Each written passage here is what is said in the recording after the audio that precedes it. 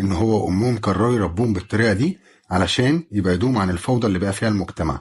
لكن للأسف أمهم بيجيلها مرض نفسي وبتدخل المستشفى.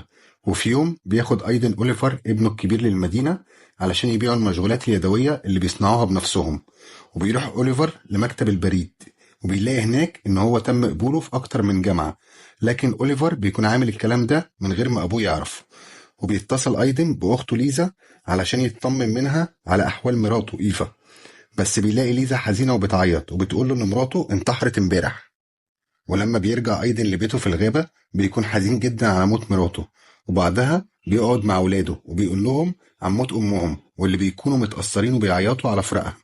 وفي وسط الكلام بيثور إيسان ابن الأصغر لأيدن على أبوه، وبيمسك سكين وبيرشقها في الحيطة، وبيقول لأبوه إنه بيكرهه وإن هو السبب في اللي حصل لأمه. وبتكون إيفا سايبة وصية مع أيدن. وفي اليوم